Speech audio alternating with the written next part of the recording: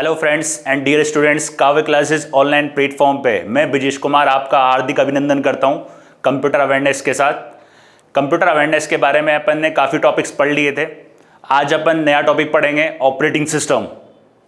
Operating system क्या होता है? एक सिस्टम सॉफ्टवेयर होता है जिसका प्रयोग सिस्टम को चलाने के लिए किया जाता है। ऑपरेटिंग सिस्टम के द्वारा यूज़र और हार्डवेयर के बीच में इंटरेक्ट किया जाता है। देखते हैं ऑपरेटिंग सिस्टम और किस प्रकार से क्या क्या काम करता है।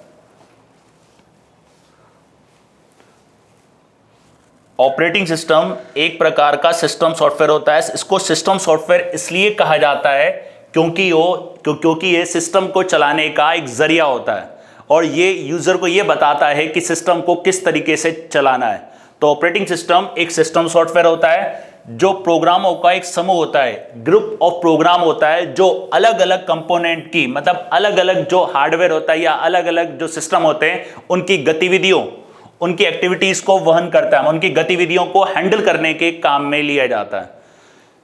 ऑपरेटिंग सिस्टम एक सिस्टम सॉफ्टवेयर होता है जो प्रोग्रामों का समूह होता है जो अलग अलग प्रकार के कंपोनेंट या अलग अलग प्रकार के हार्डवेयर की गतिविधियों को हैंडल करने का, उनको वहन करने का काम करता है।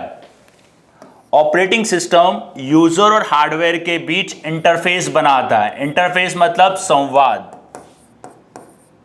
इंटरफेस मतलब संवाद। कहने का मतलब है ये ऑपरेटिंग सिस्टम यूजर को यह बताता है कि किस तरह से उसको काम करना है और किस तरीके से सिस्टम को परफॉर्म करवाना है। जैसे कि यहां पे आप देख रहे हैं, एक ही यूजर है, यूजर ने एक एप्लीकेशन डाउनलोड करी। मान लीजिए यूजर ने एप्लीकेशन डाउनलोड करी काव्य क्लासेस की।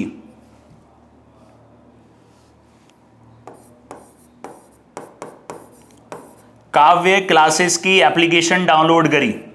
अब ये डाउनलोड करने के बाद इसने मान लीजिए सिस्टम पे डाउनलोड करी या फिर फोन पे डाउनलोड करी। ऑपरेटिंग सिस्टम को बता दिया कि ये एप्लीकेशन अपने सिस्टम में डाउनलोड है। इस तरीके से उसने हार्डवेयर के साथ एप्लीकेशन को कनेक्ट कर दिया। तो एप्लीकेशन और हार्डवेयर के बीच में काम कौन कर रहा है? Operating system. और एप्लीकेशन को परफॉर्म कौन करेगा? यूजर। तो इस तरीके से ऑपरेटिंग सिस्टम यूजर और हार्डवेयर के बीच आपस में इंटरेक्ट करता है, मतलब आप बोल सकते हो इंटरफेस बनाता है और संवाद बनाता है। तो ऑपरेटिंग सिस्टम यूजर को यह बताता है कि किस तरीके से सिस्टम पे कार्य करना है। ऑपरेटिंग सिस्टम विशेष प्रकार के प्रोग्राम का एक समूह होता है या विशेष प्रकार के प्रोग्राम के एक संगठित करके रखता है या उनका एक समूह होता है। तो इसमें जो एप्लीकेशन है, इस एप्लीकेशन को चलाने के लिए या एप्लीकेशन को बनाने के लिए विशेष प्रकार के प्रोग्राम का प्रयोग किया जाता है और ये प्रोग्राम जो चलाए जाते हैं इसको रीड करता है ऑपरेटिंग सिस्टम। फिर उसके हिसाब से हार्डवेयर और एप्लीकेशन के बीच में ये आपस में इंटरफेस करने का, मतलब इंटरफेस बनाने का काम करता है और हार्डवेयर और यूजर के बीच में संवाद बनाता है। जो कंप्यूटर के सारे ऑपरेशन को कंट्रोल करने के लिए काम में लिया जाता है। हार्डवेयर को अगर आपको कंट्रोल करना है तो पहले उसके अंदर सॉफ्टवेयर डालना पड़ेगा। सॉफ्टवेयर जो होता है वो ऑपरेटिंग सिस्टम में रन होता है। ऑपरेटिंग सिस्टम के द्वारा एक हार्डवेयर को अपन कंट्रोल कर सकते हैं, हार्डवेयर को नियंत्रित किया जाता है। ऑपरेटिंग सिस्टम दो प्रकार के होते हैं, एक तो होता है CUI, एक होता है GUI। CUI होता है कैरेक्टर यूजर इंटरफेस और GUI होता है ग्राफिकल यूजर इंटरफेस। तो ऑपरेटिंग सिस्टम दो प्रकार के होते हैं। एक बार रिपीट कर देता हूं, ऑपरेटिंग सिस्टम एक प्रकार का सिस्टम सॉफ्टवेयर होता है जिसका प्रयोग सिस्टम को चलाने के लिए किया जाता है। यह ऑपरेटिंग सिस्टम मतलब अलग अलग प्रकार के कंपोनेंट, मतलब अलग अलग प्रकार के सिस्टम की गतिविधियों को वहन करता है और हार्डवेयर और यूजर के बीच संवाद बनाता है, मतलब इंटरफेस बनाता है और यूजर को यह बताता है कि सिस्टम पे किस तरह से उसको काम करना है और कंप्यूटर के सारे ऑपरेशन को कंट्रोल करता है। ऑपरेटिंग सिस्टम दो प्रकार के होते हैं, कैरेक्टर यूजर इंटरफेस और GUI ग्राफिकल यूजर इंटरफेस। सबसे पहले देखते हैं कैरेक्टर यूजर इंटरफेस। जो कैरेक्टर यूजर इंटरफेस होता है इसे कमांड लाइन भी कहा जाता है। कमांड लाइन मतलब इसमें कोई भी कार्य करवाने के लिए कमांड दी जाती है और जो कमांड दी जाती है वो टेक्स्ट में दी जाती है। यह सबसे पुराना ऑपरेटिंग सिस्टम है, आपने नाम सुना होगा, इसका नाम है MS-DOS,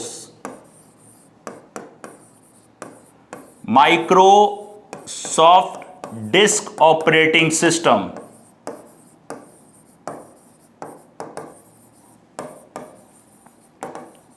Microsoft disk operating system इस तरीके से ये सबसे पुराना ऑपरेटिंग सिस्टम कहा जाता है। जब पहली बार ऑपरेटिंग सिस्टम की शुरुआत हुई थी उसमें एमएस डोस आया था।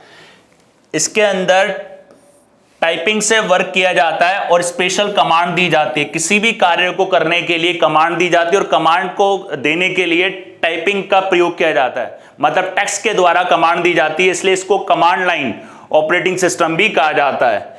इसके अंदर कंप्यूटर को ऑपरेट करने के लिए टेक्स्ट का यूज किया जाता है। अगर इसमें आपको कंप्यूटर को ऑपरेट करना है तो कमांड लाइन देनी पड़ेगी और कमांड लाइन जो होगा, पूरा जो कमांड तैयार होगा वो टेक्स्ट के रूप में इसका प्रयोग किया जाएगा। तो टेक्स्ट के रूप में इसका यूज में लेके सिस्टम का यूज किया जाता था पहले। अब वर्तमान इस ऑपरेटिंग सिस्टम का प्रयोग नहीं होता है। आजकल यूज में लिया जाता है ग्राफिकल यूजर इंटरफेस। ये ऑपरेटिंग सिस्टम ग्राफिकल बेस्ड होता है, मतलब पिक्चराइजेशन होता है, जिसमें बटन का भी प्रयोग किया जाता है, मेनू का भी प्रयोग किया जाता है। तो ये इसलिए इसको कहा जाता है ग्राफिकल यूजर इंटरफेस। इसमें माउस और कीबोर्ड से इनपुट किया जाता है और सिस्टम से इंटरफेस बनाया जाता है।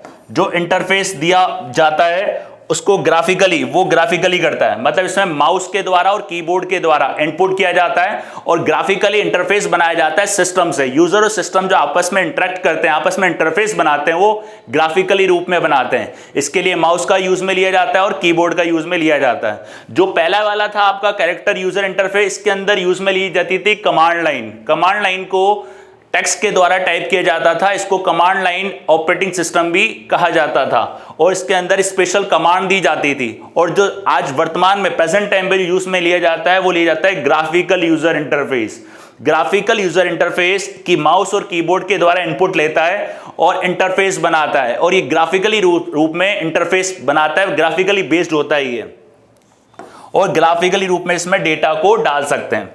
इसमें बटन और मेनू होते हैं, इसमें बटन का भी प्रयोग किया जाता है और मेनू का भी प्रयोग किया जाता है। तो ऑपरेटिंग सिस्टम दो प्रकार के होते हैं, एक तो कैरेक्टर यूजर इंटरफेस और एक graphical user interface. Character user interface जो होता है वो कमांड लाइन होता है, ग्राफिकल इंटरफेस जो होता है वो ग्राफिकली बेस्ड होता है। इसके लिए कमांड दी जाती है, मतलब कैरेक्टर यूजर के CUI के अंदर कमांड दी जाती है जो टेक्स्ट के रूप में लिखी जाती है, और इसके अंदर इनपुट जो किया जाता है ग्राफिकल यूजर के अंदर वो माउस और कीबोर्ड के द्वारा किया जाता है, और वो इंटरफेस जो दिया जाता है वो ग्राफिकली होता है, वो ग्राफिकली आधारित, मतलब ग्राफिकली बेस्ड होता है। इसमें बटन और मेनू का भी प्रयोग किया जाता है। तो ये थे ऑपरेटिंग सिस्टम के दो प्रकार, एक तो था कैरेक्टर यूजर इंटरफेस और एक था ग्राफिकल यूजर इंटरफेस। अब देखते हैं ऑपरेटिंग सिस्टम किस तरीके से वर्क करता है। ये ऑपरेटिंग सिस्टम आप देख रहे हैं, ऑपरेटिंग सिस्टम है, कोई कीबोर्ड को जोड़ना है इससे, तो ऑपरेटिंग सिस्टम को बताना पड़ेगा कि सिस्टम के साथ कीबोर्ड जुड़ा हुआ है। कोई भी हार्डवेयर जैसे कि कीबोर्ड हो गया, ये माउस हो गया, ये प्रिंटर हो गया, ये मॉनिटर हो गया, और ये हार्ड ड्राइव हो गई, मतलब स्टोरेज हो गया। तो ऑपरेटिंग सिस्टम जो भी स्टोर होता है वो हार्ड डिस्क, मतलब हार्ड ड्राइव में या स्टोरेज में स्टोर होता है, और यहीं से इसको यूज में लिया जाता है। और ये किसी भी प्रकार की एप्लीकेशन होगी, इसको एप्लीकेशन आप बोल सकते हैं। एप्लीकेशन, किसी भी एप्लीकेशन को चलाने के लिए ऑपरेटिंग सिस्टम का प्रयोग किया जाता है। आप सिस्टम में या फोन में कोई भी एप्लीकेशन इंस्टॉल करते हैं, अगर आपको ऑपरेटिंग सिस्टम उसको सपोर्ट करता है तो एप्लीकेशन आपके सिस्टम में इजीली रन हो जाती है। अगर कोई ऑपरेटिंग सिस्टम उसको सपोर्ट नहीं करता तो आपके फोन पे या सिस्टम में मैसेज आता है, this application does not support, right. तो ये ऑपरेटिंग सिस्टम क्या करता है, सिस्टम में हार्डवेयर को जोड़ता है और एप्लीकेशन को जोड़ता है। ये सारे जो सिस्टम जो पार्ट्स कंपोनेंट्स होते हैं इनको यूज कौन करता है, यूजर। इनको कौन करता है, यूजर। कीबोर्ड का यूज करेगा यूजर करेगा, माउस प्रिंटर हो गया, और ये आपका मॉनिटर हो गया, एप्लीकेशन चलानी है यूजर को चलानी है।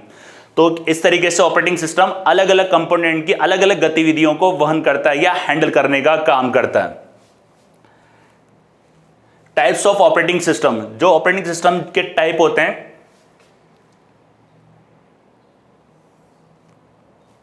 एक होता है रियल टाइम ऑपरेटिंग सिस्टम। इन सब ऑपरेटिंग सिस्टम के बारे में देखेंगे भी, मतलब डिटेल से भी बताऊंगा। Batch operating system, real time जो ऑपरेटिंग सिस्टम होता है इसका प्रयोग किया जाता है रियल टाइम में टास्क को एग्जीक्यूट कराने के लिए, रियल टाइम में टास्क को प्रोसीड करने के लिए। ये बैच ऑपरेटिंग सिस्टम जो होता है ये एक बैच के रूप में काम करता है। इसमें मतलब जो भी टास्क करवाने हैं उसका एक ग्रुप बना दिया जाता है, फिर पंच कार्ड में उसको स्टोर करके ऑपरेटर को दे दिया जाता है। उस तरीके से ये काम करता है। सबसे पुराना ऑपरेटिंग सिस्टम है बैच ऑपरेटिंग सिस्टम। पहली बार जो ऑपरेटिंग सिस्टम का प्रयोग शुरू हुआ था वो बैच का ही शुरू हुआ था। फिर आया था multi processing operating system. Multi processing operating system में एक से ज़्यादा प्रोसेसर होते हैं और मल्टीपल सीपीयू का इसके अंदर यूज़ लिया जाता है। सिंगल यूज़र मल्टीटास्किंग, आप प्रेजेंट टाइम पे कोई भी अगर आप सिस्टम यूज़ करते हो पर्सनल कंप्यूटर तो सिंगल यूज़र होता है, उससे आप मल्टीटास्किंग को परफॉर्म करवा सकते हो। Distributed operating system, distributed operating system वो होता है जिसमें विभिन्न प्रकार की एप्लीकेशन को चलाने के लिए एक प्रोसेसर बनाया जाता है जिसमें कोई सी भी एप्लीकेशन चला सकते हैं। डिस्ट्रीब्यूटेड ऑपरेटिंग सिस्टम का सबसे ज़्यादा प्रयोग किया जाता है ऑनलाइन एग्जाम में। उसके अलावा होता है टाइम शेयरिंग ऑपरेटिंग सिस्टम, जिसमें एक मतलब सिस्टम के द्वारा एक समय में इस ऑपरेटिंग सिस्टम में टाइम शेयरिंग में क्या होता है, एक समय दिया जाता है, एक टाइम दिया जाता है जिसके अंदर टास्क को पूरा कंप्लीट करना होता है, तो ये कहलाता है टाइम शेयरिंग ऑपरेटिंग। इसको मेन फ्रेम ऑपरेटिंग सिस्टम भी बोल सकते हैं। Embedded operating system, embedded operating system का प्रयोग किया जाता है इलेक्ट्रॉनिक उत्पाद बनाने के लिए। कोई भी इलेक्ट्रॉनिक उत्पाद जैसे कि माइक्रोवेव हो गया, वॉशिंग मशीन होगी, एलईडी टीवी होगी, उसके अंदर जो फीचर्स डाले जाते हैं वो इसके द्वारा डाले जाते हैं। मल्टी प्रोग्रामिंग ऑपरेटिंग सिस्टम, मतलब एक मल्टीपल प्रोग्रामिंग करने के लिए इस ऑपरेटिंग सिस्टम का प्रयोग किया जाता है। सबसे पहले देखते हैं real time operating system.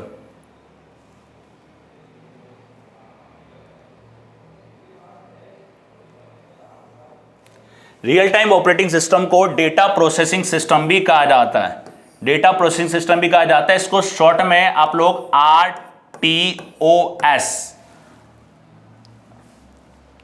RTOS के नाम से भी बोल सकते हैं। Real time operating system, data processing system के नाम से भी इसको जाना जाता है।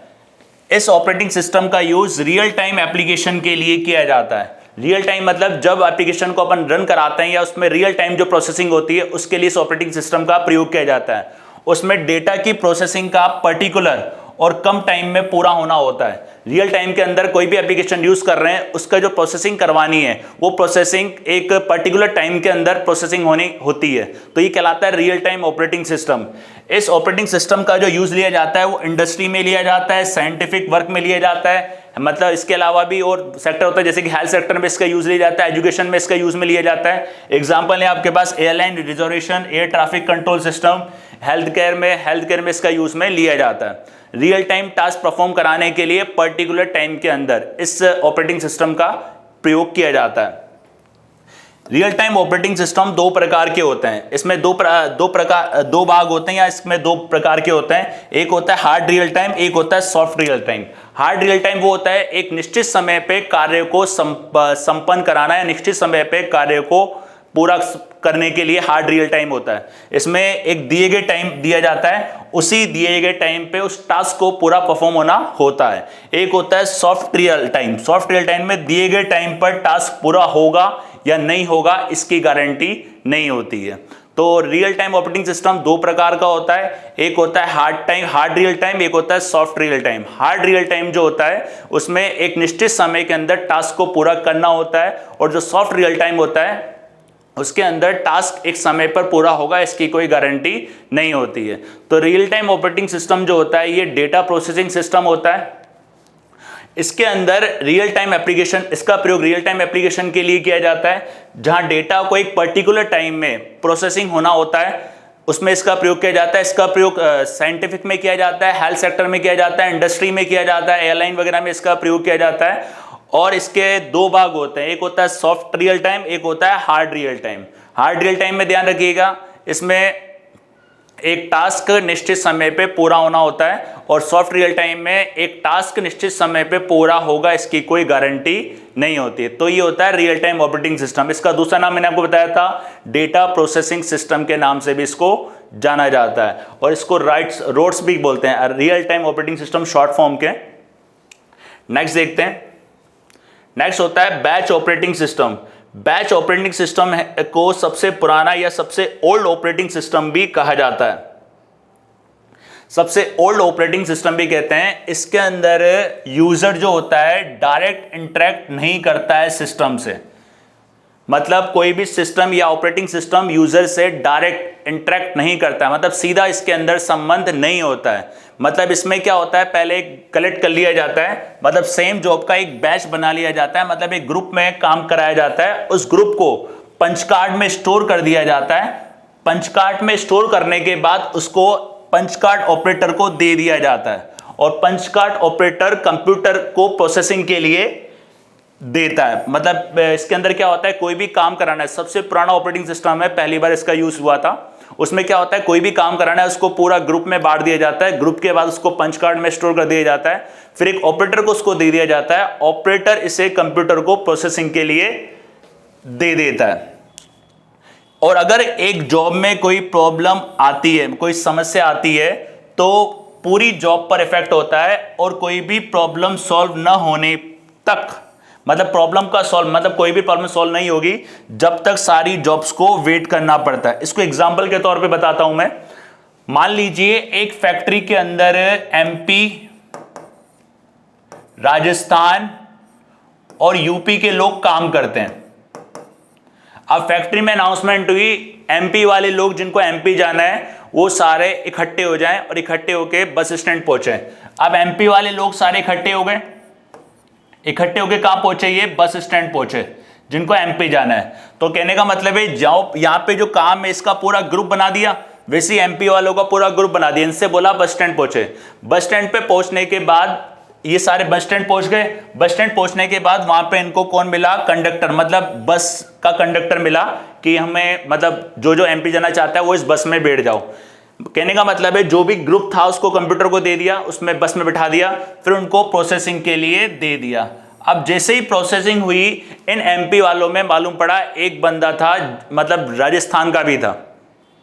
अब इन सबको जाना है, एमपी और एक बंदा राजस्थान का है, तो राजस्थान वाले बंदे ने बोला कि पहले मुझे राजस्थान छोड़ दो, फिर आप सारे एमपी में इनको छोड़ते हुए निकल जाना। कहने का मतलब है अब इसमें एक कोई काम में दिक्कत आ गई, अब जब तक वो राजस्थान वाले बंदे को नहीं छोड़ेंगे तब तक एमपी वालों को वेट करना पड़ेगा। तो इस तरीके से ये कहलाती है बैच ऑपरेटिंग सिस्टम। इसमें जो भी प्रोसेसिंग होती है वो ग्रुप में होती है। इसमें पूरा ग्रुप बना के उसको पंच कार्ड में स्टोर कर दिया जाता है, फिर ऑपरेटर को भेजा जाता है, ऑपरेटर उसको सिस्टम के पास भेजता है, सिस्टम उसको प्रोसेसिंग करता है। और अगर मान लो एक जॉब में या एक काम में कोई दिक्कत आ जाती है कि या प्रॉब्लम या कोई भी प्रॉब्लम आ जाती है, तो उसको पूरे काम को वेट करना पड़ता है जब तक वो सॉल्व नहीं होगा। तो ये कहलाता है बैच ऑपरेटिंग सिस्टम। इसके बारे में ध्यान रखना, सबसे पुराना और सबसे पहला ऑपरेटिंग सिस्टम था ये batch operating system, right. Batch operating system अब मेन फ्रेम कंप्यूटर में ही यूज में लिया जाता है। अब इसका यूज ऐसे मतलब नॉर्मल नहीं होता है, मेन फ्रेम जो कंप्यूटर होते हैं, मेन जो कंप्यूटर होते हैं सर्वर, उनमें इनका यूज में लिया जाता है। अब इसका यूज ऐसे नहीं लिया जाता है। तो बैच ऑपरेटिंग सिस्टम जो होता है ये किसी कार्य को करता है समूह में, और जिसमें यूजर और सिस्टम आपस में डायरेक्ट इंटरेक्ट नहीं होते, मतलब सीधा यूजर और सिस्टम का आपस में डायरेक्ट जुड़ाव नहीं होता है। इसमें यूजर अपने काम को इकट्ठा करता है, इकट्ठा करने के बाद उसको स्टोर करता है पंच कार्ड में, और पंच कार्ड में स्टोर करने के बाद उसको ऑपरेटर को भेजा जाता है, ऑपरेटर उसको प्रोसेसिंग करता है, और प्रोसेसिंग के दौरान यदि एक काम में कोई प्रॉब्लम आ जाती है तो आगे के काम एग्जीक्यूट नहीं होते हैं। तो ये कहलाता है बैच ऑपरेटिंग सिस्टम। इसके बाद नेक्स्ट देखते हैं multi processing operating system. Multi processing जो ऑपरेटिंग सिस्टम होता है, मल्टी प्रोसेसिंग ऑपरेटिंग सिस्टम के अंदर एक से अधिक प्रोसेसर सिस्टम लगे हुए होते हैं। ये इस प्रकार से होता है मल्टी प्रोसेसिंग सिस्टम। इसमें ये मेन मेमोरी होती है जिसको आप लोग सर्वर बोल सकते हो, इसको सर्वर भी कहा जाता है। और ये जो पूरा सिस्टम होता है ये आप बोल सकते हो computer system.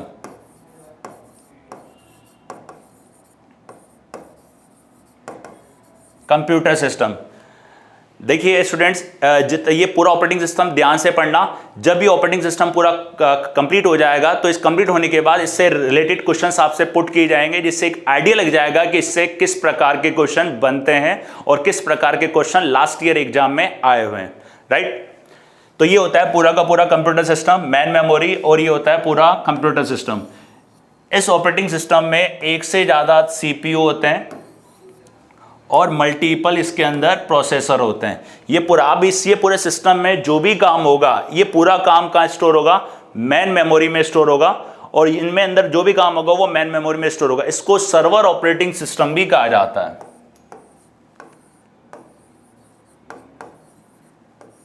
Server operating system भी कहा जाता है।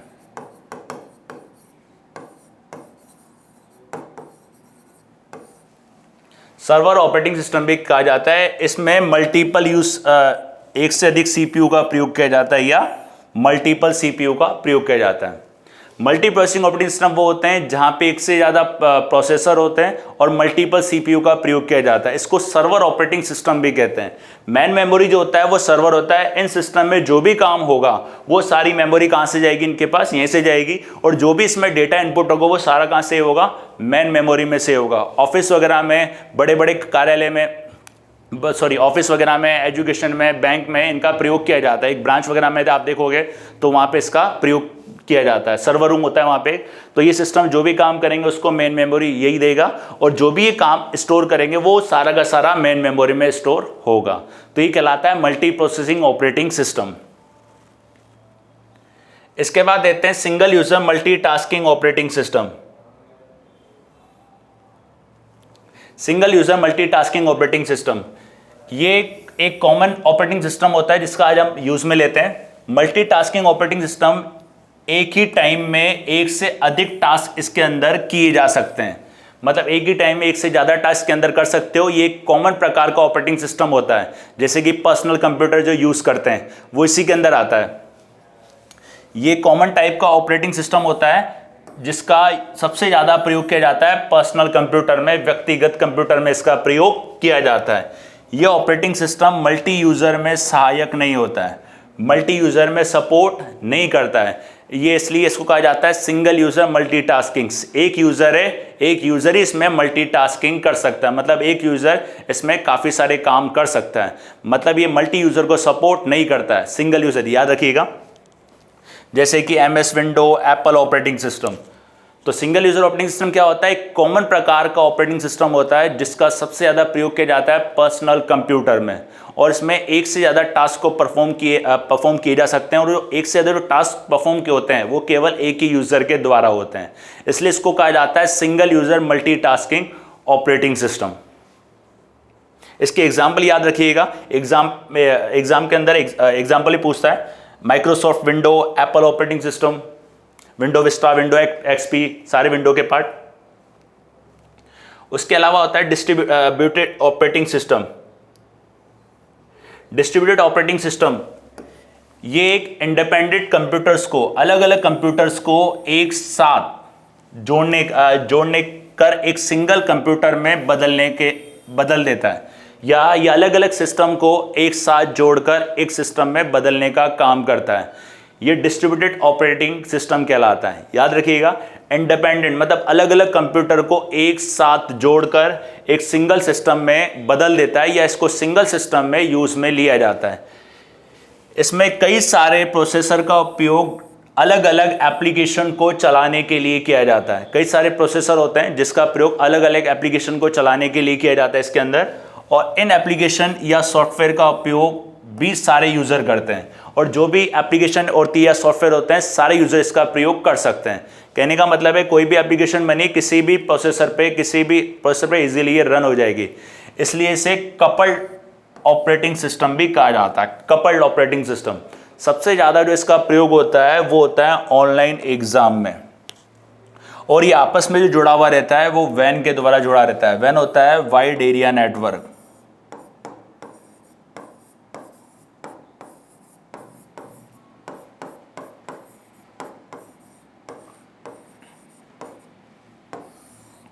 ये जुड़ा हुआ रहता है वाइड एरिया नेटवर्क के द्वारा आपस में।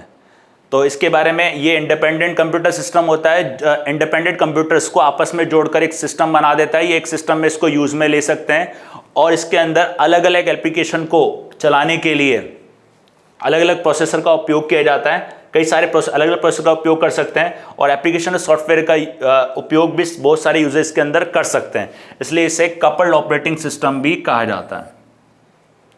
इसका सबसे ज़्यादा जो प्रयोग होता है वो ऑनलाइन एग्जाम में होता है। इसमें सिस्टम जो आपस में जुड़े होते हैं वो वैन के जरिए जुड़े हुए होते हैं। जैसे कि ऑनलाइन एग्जाम पे क्या होती है, डेट फिक्स होती है। जैसे कि 1 तारीख को 10 बजे ऑनलाइन एग्जाम स्टार्ट होगा ऑल ओवर इंडिया में। अब कहीं कहीं क्या होता है, ऑपरेटिंग सिस्टम अलग अलग होता है, मतलब किसी स्टेट का अलग हो, किसी स्टेट में अलग हो, किसी शहर में अलग होगा, किसी मतलब जगह में अलग होगा। तो उस सारे ऑपरेटिंग सिस्टम पे एप्लीकेशंस को चलाने के लिए, उसके ऑनलाइन एग्जाम को कंडक्ट कराने के लिए प्रयोग किया जाता है अलग अलग प्रोसेसर का। तो ये कहलाता है distributed operating system. Online exam में, यार इसका एग्जाम्पल याद रखिएगा, इसको प्रयोग ऑनलाइन एग्जाम में किया जाता है। अब इसमें क्वेश्चन भी काफ़ी 1-2 बार आया भी हुआ है कि ऐसा ऑपरेटिंग सिस्टम जो अलग अलग कंप्यूटर को जोड़कर एक ही कंप्यूटर में यूज़ में लिया जाता है तो वो कहलाता है डिस्ट्रीब्यूटेड ऑपरेटिंग सिस्टम। या इसमें से कौन सा कपल्ड ऑपरेटिंग सिस्टम कहलाता है, तो वो कहलाता है डिस्ट्रीब्यूटेड ऑपरेटिंग सिस्टम। या ऐसा कौन सा ऑपरेटिंग सिस्टम जो आपस में वैन के द्वारा जुड़ा हुआ रहता है, तो distributed operating system. Right, next देखते हैं time sharing operating system. Time sharing operating system को मेन फ्रेम ऑपरेटिंग सिस्टम भी बोल सकते हैं।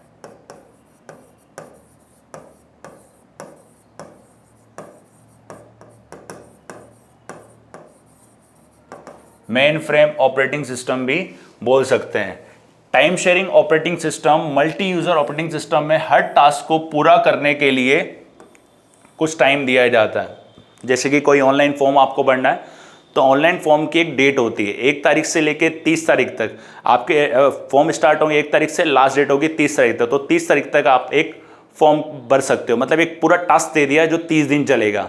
30 दिन के बाद अगर आप लोग 1 तारीख को या 31 तारीख को फॉर्म भरोगे तो फॉर्म नहीं भराई में आएगा। तो इससे कहते हैं टाइम शेयरिंग ऑपरेटिंग सिस्टम, या इससे मेन फ्रेम ऑपरेटिंग सिस्टम भी कहा जाता है, जिससे हर टास्क को आसानी से, मतलब स्मूथली आप बोल सकते हो आसानी से,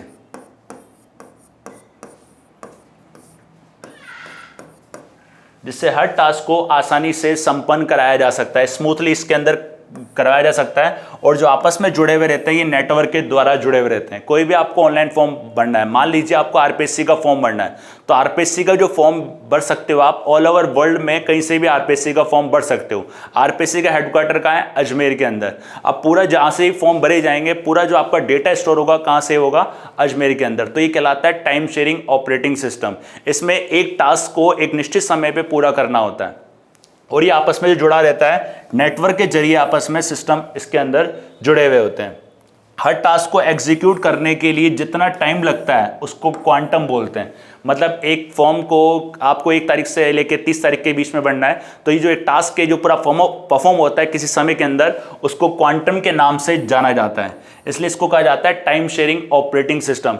इसको मेन फ्रेम ऑपरेटिंग सिस्टम के नाम से भी जानते हैं। इसमें डिफरेंट यूजर्स, मतलब अलग अलग यूजर्स एक ही समय पे एक ही प्रोग्राम का यूज में ले सकते हैं। कहने का मतलब है आरपीएससी के अंदर एक वैकेंसी निकली है आरएस की। अब आरएस के लिए अलग अलग यूजर अप्लाई कर सकते हैं और अलग अलग ऑपरेटिंग सिस्टम से अप्लाई कर सकते हैं। इसके लिए कोई इनको प्रॉब्लम नहीं आती। इसलिए टाइम शेयरिंग ऑपरेटिंग सिस्टम क्या होता है, अलग अलग यूजर को ये सुविधा प्रोवाइड कराता है और एक निश्चित समय पर टास्क पूरा करने के लिए कहता है। तो ये होता है time sharing operating system. Next देखते हैं embedded operating system. Embedded operating system एक विशेष रूप से डिजाइन किया गया ऑपरेटिंग सिस्टम होता है। इसको विशेष रूप से डिजाइन किया जाता है। इस एम्बेडेड ऑपरेटिंग सिस्टम का अधिकतम जो प्रयोग किया जाता है वो इलेक्ट्रॉनिक उत्पाद बनाने के लिए इसका प्रयोग किया जाता है।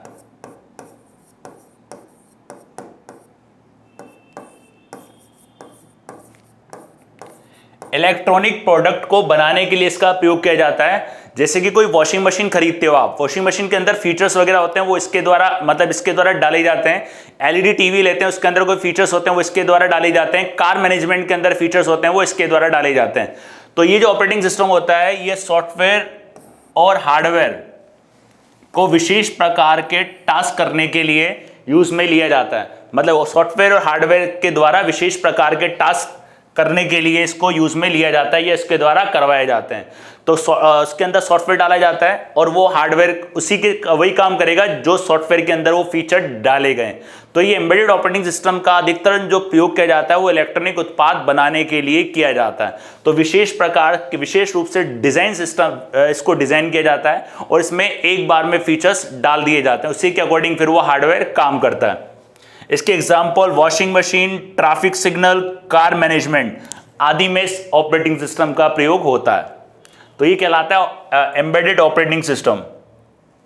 नेक्स्ट होता है multi programming operating system. Multi programming operating system क्या होता है? मेन मेमोरी में एक से ज्यादा प्रोसेस या प्रोग्राम को एग्जीक्यूट करने के लिए काम में लिया जाता है। इसमें क्या होता है, एक से ज्यादा प्रोसेस हो सकते हैं, एक से ज्यादा प्रोग्राम को काम करने के लिए इसका यूज में लिया जाता है। किस तरीके से, देखिए मान लीजिए एक ईमेल चलाना है आपको, मान लीजिए डाउनलोडिंग करनी है आपको,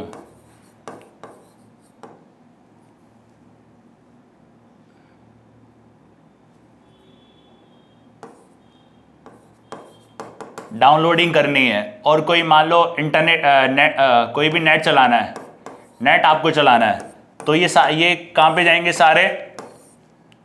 ऑपरेटिंग सिस्टम। इनको कौन चलाएगा? Operating system. और ये किसके पास भेजेगा? सीपीयू के पास। देखिए कैसे, एक से अधिक जॉब को मेमोरी में एक साथ लोड कर दिया जाता है। अभी अलग अलग काम है, एक से ज्यादा काम है, तो इसको एक साथ ऑपरेटिंग सिस्टम में लोड कर दिया जाता है।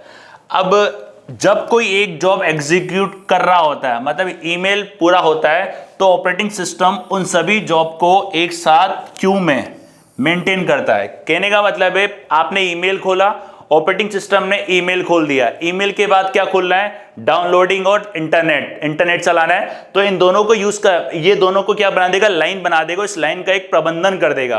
अब जैसे ईमेल हो जाएगा, ईमेल कंप्लीट होने के बाद डाउनलोडिंग को सीपीयू के पास भेज देगा। ऑपरेटिंग सिस्टम क्या करता है, जितने भी कार्य होते हैं उन सबको एक लाइन में लगा के उनको मेंटेन करता है। जैसे एक कार्य संपन्न हो जाता है तो बाकी के कार्य सीपीयू की उपलब्धता का इंतजार करते हैं। जब एक कार्य संपन्न होने के बाद बाकी के कार्य सीपीयू के पास पहुंच जाते हैं। उन सभी जो मेंटेन करता है जो सीपीयू की उपलब्धता का इंतजार करते हैं। ईमेल का काम हो गया, ईमेल आपने टाइप कर लिया, ईमेल आपने भेज दिया। ईमेल के बाद कौन सा काम होगा? डाउनलोडिंग का काम होगा। डाउनलोडिंग होने के बाद क्या डाउनलोडिंग होगी, सीपीयू जैसे खाली होगा वो डाउनलोडिंग का काम स्टार्ट कर लेगा। तो ये कहलाता है मल्टी प्रोग्रामिंग ऑपरेटिंग सिस्टम, जिसमें एक से ज्यादा प्रोग्रामिंग या प्रोसेस कर सकते हो। इनपुट और आउटपुट ऑपरेशन समाप्त होने पर ऑपरेटिंग सिस्टम वापस क्यू को सीपीयू में रख देता है। इनपुट का काम और आउटपुट का काम खत्म हो गया। इनपुट और आउटपुट का काम खत्म होने के बाद जो भी आपने करा है इसको वापस वो सीपीयू में रख देता है, ताकि भविष्य में कभी आवश्यकता हो तो वहां से उसको निकाल के दोबारा से प्रोसेस कराया जा सके। तो ये कहलाता है मल्टी प्रोग्रामिंग ऑपरेटिंग सिस्टम, जहां पर एक से ज्यादा प्रोसेस या प्रोग्राम को एग्जीक्यूट किया जाता है या रन कराया जाता है। एक से अधिक जॉब को मेमोरी में एक साथ लोड कर दिया जाता है और ऑपरेटिंग सिस्टम इसको एक क्यू में मेंटेन करता है, मतलब एक लाइन में मेंटेन करता है। एक कार्य संपन्न होने के बाद दूसरा कार्य सीपीयू की उपलब्धता का, अवेलेबिलिटी का वेट करता है, और जैसे एक कार्य संपन्न होता है दूसरा कार्य सीपीयू के पास चला जाता है, वो रन हो जाता है। इस एग्जांपल के जरिए आप इसको थोड़ा समझ सकते हैं। तो ये कहलाता है मल्टी प्रोग्रामिंग ऑपरेटिंग सिस्टम। फिर फंक्शंस ऑफ ऑपरेटिंग सिस्टम। अब ये तो थे ऑपरेटिंग सिस्टम के प्रकार। अब देखेंगे ऑपरेटिंग सिस्टम कौन कौन से कार्य करता है। मेमोरी मैनेजमेंट का कार्य करता है ऑपरेटिंग सिस्टम। डेटा को कहां स्टोर करना है, प्राइमरी में करना है, सेकेंडरी में करना है, ये डिसाइड करता है memory management operating system. Process management, कौन से प्रोसेस को प्रोसेसर मिलेगा, किसको नहीं मिलेगा, ऑपरेटिंग सिस्टम डिसाइड करता है। डिवाइस मैनेजमेंट, डिवाइस से टास्क कराता है। फाइल मैनेजमेंट, फाइल को मैनेज करने का काम करता है। सिक्योरिटी, सिस्टम पे सिक्योरिटी को मेंटेन करने का काम करता है। सिस्टम की परफॉर्मेंस को चेक करता है, उसको इंप्रूव करता है। एरर डिटेक्शन, एरर को डिटेक्ट करता है, उसको रिकवर करता है। उसके बाद coordination between software and user, user और सॉफ्टवेयर के बीच में आपस में इंटरफेस बनाता है, संवाद बनाता है या फिर कोऑर्डिनेशन बनाता है और एक एप्लीकेशन को यूजर फ्रेंडली बनाता है। सबसे पहले देखते हैं मेमोरी मैनेजमेंट। मेमोरी मैनेजमेंट का जो मतलब होता है वो प्राइमरी या सेकेंडरी मेमोरी को मैनेज करने से होता है। जैसे कि आप सिस्टम को यूज करते हो, सिस्टम के अंदर एक स्टोरेज की सेटिंग होती है, स्टोरेज की सेटिंग में जो ऑलरेडी होती है बाय डिफॉल्ट वो होती है प्राइमरी। अब आप चाहते हो कि मेरा कोई भी डेटा या एप्लीकेशन या कोई भी फोटो प्राइमरी में नहीं होकर सेकेंडरी में हो, तो आप स्टोरेज सेटिंग को चेंज कर सकते हो। तो ये जो एडिटिंग की सुविधा आपको देता है, कौन देता है? ऑपरेटिंग सिस्टम देता है, और प्राइमरी और सेकेंडरी मेमोरी को वो मैनेज करने का काम करता है। ऑटोमेटिकली वो प्राइमरी में करेगा, सेकेंडरी में करेगा, उसको मैनेज करने का काम कौन करता है? Operating system. मेन मेमोरी का कौन सा हिस्सा इस्तेमाल होगा, कितना होगा, यह ऑपरेटिंग सिस्टम द्वारा डिसाइड किया जाता है। मेन मेमोरी का कौन सा हिस्सा इस्तेमाल होगा, जैसे कि रैम होगा कि रोम होगा, और कितने समय के लिए होगा, रैम होगा कि रोम होगा, ये जो डिसाइड किया जाता है ये ऑपरेटिंग सिस्टम ये डिसाइड करता है। ऑपरेटिंग सिस्टम डिसाइड करता है कि किस प्रोसेस को कितनी मेमोरी दी जाए, और जब प्रोसेस अपना काम खत्म कर देता है तो ऑपरेटिंग सिस्टम अपनी मेमोरी को वापस ले लेता है। कहने का मतलब है जैसे कोई भी आप प्रोसेसिंग कराते हो तो उसमें जाती है मेमोरी जाती है, तो जब वो मेमोरी जब वो प्रोसेस खत्म हो जाता है तो ऑपरेटिंग सिस्टम मेमोरी को वापस ले लेता है। और अगर मान लो उस प्रोसेस को प्रोसेसर सपोर्ट नहीं कर रहा है तो ऑपरेटिंग सिस्टम आपको मैसेज के द्वारा अलर्ट करता है this process does not support. तो ये जो काम करता है ये मेमोरी मैनेजमेंट के द्वारा इसके अंदर किया जाता है, और जो प्रोसेस देता है, प्रोसेस को मेमोरी देता है, और क्या ऑपरेटिंग सिस्टम उससे काम खत्म होने के बाद मेमोरी को वापस ले लेता है। तो ये काम करता है मेमोरी मैनेजमेंट का ऑपरेटिंग सिस्टम। उसके बाद देते हैं प्रोसेसर मैनेजमेंट। प्रोसेस मैनेजमेंट में मैंने आपको बताया था, प्रोसेस मैनेजमेंट में ऑपरेटिंग सिस्टम यह डिसाइड करता है किस प्रोसेस को प्रोसेसर मिलेगा और किसको नहीं मिलेगा, और कितने टाइम के लिए मिलेगा। इसमें प्रोसेसर मैनेजमेंट ये डिसाइड करता है कि किसको प्रोसेसर दिया जाए और किसको नहीं दिया जाए, और अगर उसको प्रोसेसर दिया जाए तो कितने समय के लिए दिया जाए, ये डिसाइड करता है ऑपरेटिंग सिस्टम प्रोसेस मैनेजमेंट के द्वारा। प्रोसेस को सीपीयू एलोकेट मतलब आवंटित करने का जो काम करता है वो ऑपरेटिंग सिस्टम करता है। प्रोसेस को सीपीयू आवंटित करने का काम ऑपरेटिंग सिस्टम करता है। तो ऑपरेटिंग सिस्टम प्रोसेस मैनेजमेंट के द्वारा प्रोसेस को ये डिसाइड करता है किसको प्रोसेसर मिलेगा और किसको नहीं मिलेगा, और मिलेगा तो कितने टाइम के लिए मिलेगा, और ऑपरेटिंग सिस्टम एक प्रोसेस को सीपीयू आवंटित करता है। नेक्स्ट देखते हैं डिवाइस मैनेजमेंट।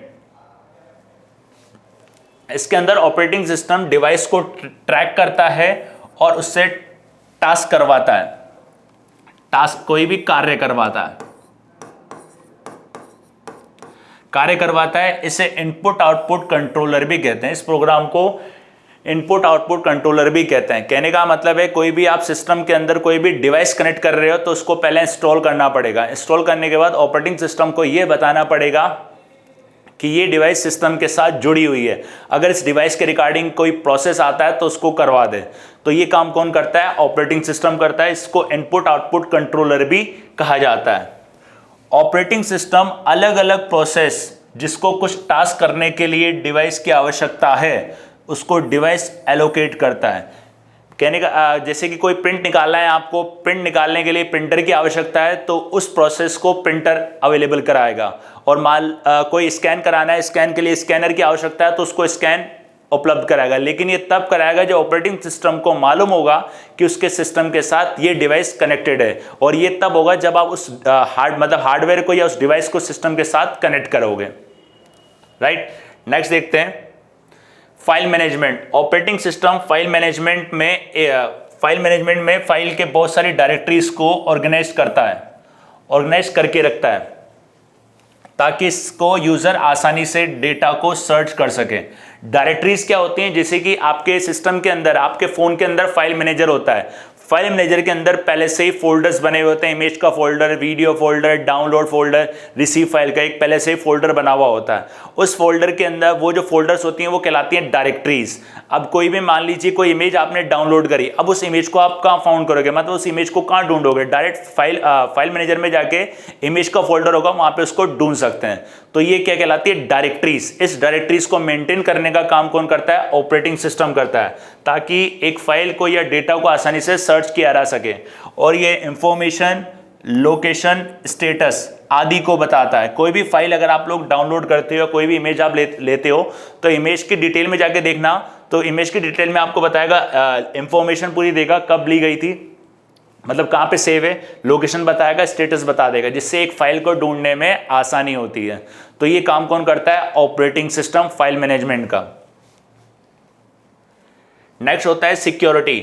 जब भी कंप्यूटर को ऑन करते हैं, जब भी हम सिस्टम को ऑन करते हैं, तो कंप्यूटर एक पासवर्ड मांगता है। कंप्यूटर एक पासवर्ड मांगता है। इसका मतलब ये होता है कि कंप्यूटर को अनऑथोराइज्ड, मतलब अनधिकृत पर्सन के व्यक्ति से, अनधिकृत व्यक्ति के द्वारा एक्सेस करने से रोका गया है।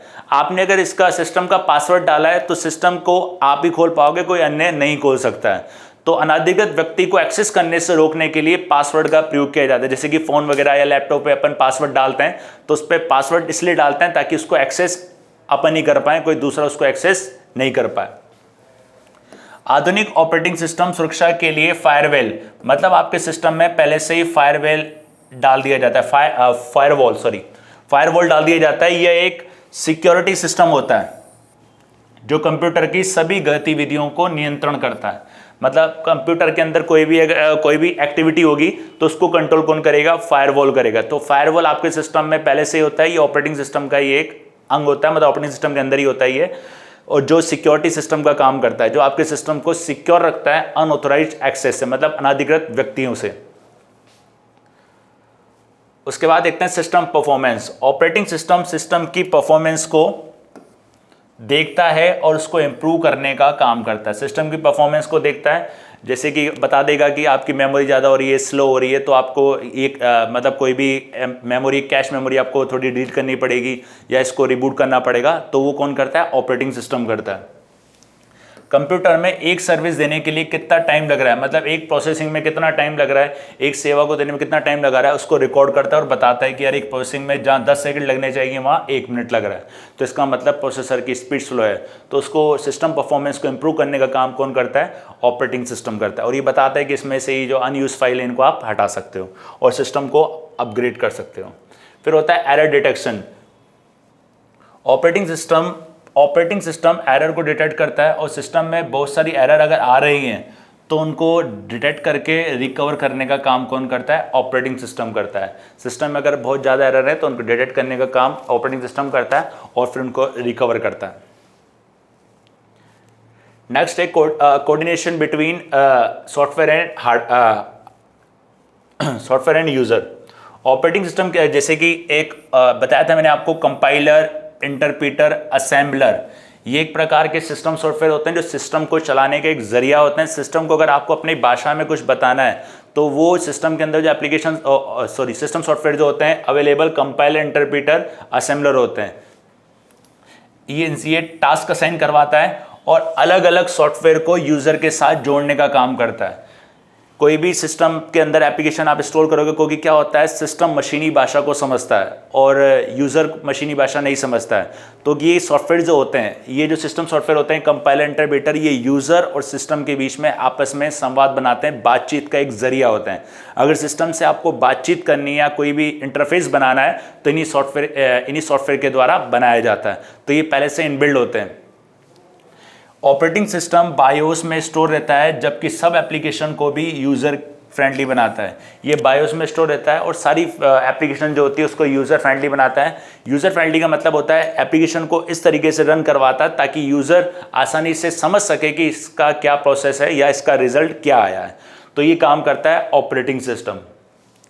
ऑपरेटिंग सिस्टम के फंक्शंस के बारे में पढ़ा अपन ने, और ऑपरेटिंग सिस्टम के ऑपरेटिंग सिस्टम के प्रकार के बारे में पढ़ा। अब देखेंगे ऑपरेटिंग सिस्टम से रिलेटेड क्वेश्चंस को ध्यान से देखिएगा, आराम से करिएगा, क्योंकि ये क्वेश्चंस काफ़ी एग्जाम में आ भी चुके हैं और रिसेंट और आगे एग्जाम में आने की भी इनकी संभावना रहती है, और एक टॉपिक से किस प्रकार के क्वेश्चन बनते हैं इससे का भी आपको आइडिया लग जाएगा।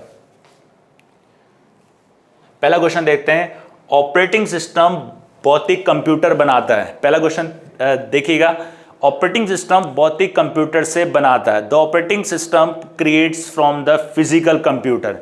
जल्दी से इसका जवाब दीजिए।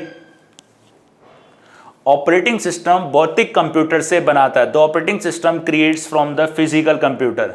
इसके ऑप्शन है virtual device, virtual space, virtual computer, virtual device, virtual space, virtual computers, या इसमें से कोई नहीं। इसका आंसर देखते हैं। इसका आंसर है वर्चुअल डिवाइस। वर्चुअल डिवाइस का मतलब है यूजर और हार्डवेयर आपस में जो इंटरेक्ट करते हैं वो ऑपरेटिंग सिस्टम करता है, और ऑपरेटिंग सिस्टम आपस में दिखता नहीं है, तो इसलिए इसको वर्चुअल डिवाइस भी कहा जाता है, अदृश्य डिवाइस भी कहा जाता है। होती डिवाइस लेकिन ये वर्चुअल डिवाइस, बिना देखी डिवाइस होती है। तो ये था इसका आंसर ए। नेक्स्ट क्वेश्चन देखते हैं, निम्नलिखित में से कौन सा ऑपरेटिंग सिस्टम मल्टीटास्किंग को सही मायने में लागू नहीं करता है? मल्टीटास्किंग को सही मायने में लागू नहीं करता है। Which of the following operating system does not implement multitasking truly? Window XP, window 98, window NT और एमएस डॉस, और विंडो इंग्लिश में window XP, window 98, window NT और एमएस डॉस। जैसे कि मैंने आपको बताया था, ऑपरेटिंग सिस्टम के दो पार्ट होते हैं, एक होता है CUI कैरेक्टर यूजर इंटरफेस, और एक होता है GUI graphical user interface. Character user interface जो होता है जिसमें कमांड लाइन का प्रयोग किया जाता है, टेक्स्ट के जरिए कमांड दिया जाता है और सिस्टम पे काम किया जाता है। तो उसके अंदर क्या होगा, MS DOS जो होता है वो सिंगल यूजर होता है, सिंगल यूजर सिंगल टास्किंग, मतलब एक बार में एक ही काम कर सकते हैं, तो मल्टीटास्किंग इससे नहीं होती है। विंडो XP से मल्टीटास्किंग होती है, विंडो 98 से मल्टीटास्किंग होती है, विंडो NT से मल्टीटास्किंग होती है, राइट। तो इसका जो आंसर होगा वो होगा MS DOS। इसका आंसर होगा MS DOS। नेक्स्ट क्वेश्चन देखते हैं, हार्डवेयर और सॉफ्टवेयर दोनों के साथ विशेषताएं साझा करना, मतलब हार्डवेयर और सॉफ्टवेयर के साथ जो विशेषताएं होती है उनको साझा करने के लिए प्रयोग किया जाता है। Shares characteristics with both hardware and software. इसके ऑप्शन है सॉफ्टवेयर, डेटा, ऑपरेटिंग सिस्टम, या इसमें से कोई नहीं। इसका आंसर दीजिए। इसका आंसर देखते हैं। देखो सॉफ्टवेयर क्या होता है, सॉफ्टवेयर सिस्टम भी होता है और आपका एप्लीकेशन भी होता है, यूटिलिटी भी होता है, डेटा होता है, ऑपरेटिंग सिस्टम होता है, और इसमें से कोई नहीं। इसका आंसर देखते हैं। इसका आंसर होगा operating system, right. Next question देखते हैं, ऑपरेटिंग सिस्टम किस प्रकार के उपकरणों का प्रयोग करता है? कंप्यूटर, टीवी, सेलफोन, उपरोक्त सभी। What type of device use operating system? अब ऑपरेटिंग सिस्टम मैंने आपको बताया था हर चीज में यूज में लिया जाता है। टीवी हो उसके अंदर आता है, वॉशिंग मशीन हो, माइक्रोवेव हो, कंप्यूटर हो, मोबाइल फोन हो, सबके अंदर ऑपरेटिंग सिस्टम का प्रयोग किया जाता है। तो कंप्यूटर के अंदर आता है ऑपरेटिंग सिस्टम, टीवी के अंदर ऑपरेटिंग सिस्टम आता है, सेल फोन जो आप यूज करते हो उसके अंदर एंड्रॉइड ऑपरेटिंग सिस्टम आता है। तो इसका जो आंसर होगा इसका आंसर होगा उपरोक्त सभी, सभी में यूज में लिया जाता है। नेक्स्ट क्वेश्चन देखते हैं, किस ऑपरेटिंग सिस्टम का प्राथमिक उद्देश्य है? ध्यान से देखिएगा क्वेश्चन को। किस ऑपरेटिंग सिस्टम का प्राथमिक उद्देश्य है? The primary purpose of an operating system. Computer hardware का सबसे कुशल उपयोग करने के लिए, लोगों को कंप्यूटर का उपयोग करने की अनुमति देने के लिए, सिस्टम प्रोग्रामर को नियोजित करने के लिए, कंप्यूटर का उपयोग करने के लिए आसान बनाने के लिए। तो ऑपरेटिंग सिस्टम का जो प्राथमिक उद्देश्य होता है वो यूजर और सिस्टम के बीच में इंटरफेस बनाता है, मतलब एक संवाद बनाता है। अब यूजर के कार्य को भी थोड़ा वो आसान करता है। इसका आंसर क्या होगा? इसका आंसर देखते हैं, कंप्यूटर हार्डवेयर का सबसे कुशल उपयोग होता है। कंप्यूटर हार्डवेयर को अगर आपको चलाना है तो सॉफ्टवेयर का प्रयोग किया जाता है और सॉफ्टवेयर के जरिए आप हार्डवेयर को कंट्रोल कर सकते हो। नेक्स्ट क्वेश्चन देखते हैं, मल्टी प्रोग्रामिंग। मल्टी प्रोग्रामिंग मैंने आपको बताई थी। मल्टी प्रोग्रामिंग में क्या होता है, एक कार्य का पूरा समूह होता है, मतलब एक कार्यों का समूह होता है जिसको ऑपरेटिंग सिस्टम लाइन में मेंटेन करता है, उसको लाइन में प्रबंधन करता है। एक कार्य जब होता है तो दूसरा कार्य सीपीयू की उपलब्धता का इंतजार करता है, और सीपीयू के जब होता है फिर दूसरा कार्य एग्जीक्यूट होता है। तो इसमें देखते हैं, प्रत्येक काम को तेजी से निष्पादित करना है, मतलब एग्जीक्यूट करना। एकल प्रोग्रामिंग सिस्टम की तुलना में विकसित करना आसान है। एक ही समय अवधि में अधिक नौकरियों का निष्पादन करना या एक केवल एक बड़े मेन फ्रेम कंप्यूटर का उपयोग करना। Multi programming system execute each job faster, are easier to develop than single programming system, execute more jobs in the same time period, are used only large mainframe computer। तो इसका answer होगा सी, एक ही समय की अवधि में नौकरियों का निष्पादन करना। नेक्स्ट देखते हैं, ऑपरेटिंग सिस्टम प्रबंधन करता है, ऑपरेटिंग सिस्टम प्रबंधन करता है manage the operating system, memory, प्रक्रिया, डिस्क और इनपुट आउटपुट डिवाइस या उपरोक्त सभी। मेमोरी, प्रोसेस, डिस्क या इनपुट आउटपुट सभी। आंसर दीजिए, देखते हैं इसका आंसर क्या होता है। इसका आंसर है उपरोक्त सभी। मेमोरी का भी काम करता है, मेंटेन करने का काम करता है, प्रोसेस करने का काम करता है और डिस्क मैनेजमेंट, डिवाइस मैनेजमेंट का काम करता है, इनपुट आउटपुट डिवाइस को मैनेज करने का काम करता है। कंप्यूटर ऑपरेटिंग सिस्टम के फंक्शंस में आपको बताया था। नेक्स्ट देखते हैं क्वेश्चन, ऑपरेटिंग सिस्टम का कार्य कौन सा नहीं है। ऑपरेटिंग सिस्टम इसमें से कौन सा कार्य नहीं करता है। मेमोरी प्रबंधन, डिस्क प्रबंधन, आवेदन प्रबंधन या वायरस सुरक्षा। जल्दी से बताइए, which is not an operating system function. Memory management, disc management, application management, virus protection, etcetera virus protection. D, इसके अंदर आएगा वायरस प्रोटेक्शन का काम ऑपरेटिंग सिस्टम नहीं करता। राइट, नेक्स्ट देखते हैं, कौन से ऑपरेटिंग सिस्टम का प्रयोग इलेक्ट्रॉनिक उत्पाद बनाने के लिए किया जाता है। इलेक्ट्रॉनिक उत्पाद के लिए ऑपरेटिंग सिस्टम का प्रयोग किया जाता है, जैसे कि वॉशिंग मशीन, कार मैनेजमेंट के लिए। तो इसके अंदर होता है real time operating system, multi programming operating system, time sharing operating system, embedded operating system. Which operating system are used to make electronic products. इसके देखते हैं, एम्बेडेड ऑपरेटिंग सिस्टम। जैसा कि मैंने आपको बताया था एम्बेडेड ऑपरेटिंग सिस्टम के बारे में, एम्बेडेड ऑपरेटिंग सिस्टम का प्रयोग इलेक्ट्रॉनिक उत्पाद के बनाने के लिए किया जाता है। वॉशिंग मशीन हो गया, LED टीवी हो गया और भी एक्सेट्रा। नेक्स्ट देखते हैं, ऐसा ऑपरेटिंग सिस्टम जो एक समय पर बहुत सारे यूजर को शेयरिंग सुविधा उपलब्ध कराता है। Multi processing operating system, batch operating system, real time operating system या टाइम शेयरिंग ऑपरेटिंग सिस्टम। जल्दी से बताइए इसका आंसर। देखिए इसका जो आंसर होगा, इसका आंसर होगा मल्टी प्रोसेसिंग ऑपरेटिंग सिस्टम। इसका आंसर होगा मल्टी प्रोसेसिंग ऑपरेटिंग सिस्टम।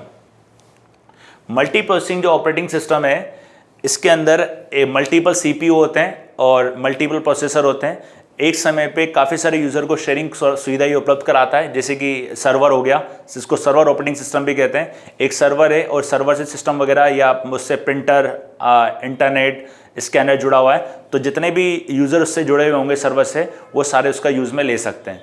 तो इससे मल्टी प्रोसेसिंग ऑपरेटिंग सिस्टम कहा जाता है। राइट, ये था ऑपरेटिंग सिस्टम। काफ़ी अच्छा, काफ़ी जानकारी आपको दी गई ऑपरेटिंग सिस्टम के बारे में। इसके फंक्शंस आपको बताए गए और इसके टाइप्स आपको बताए गए और इसके रिलेटेड क्वेश्चंस भी आपको बताए गए। राइट, तो ऑपरेटिंग सिस्टम आराम से पढ़िएगा, इसको आराम से देखिएगा और लास्ट अगर कोई क्वेश्चंस हो तो उसके बारे में आप पूछ सकते हैं। राइट, धन्यवाद।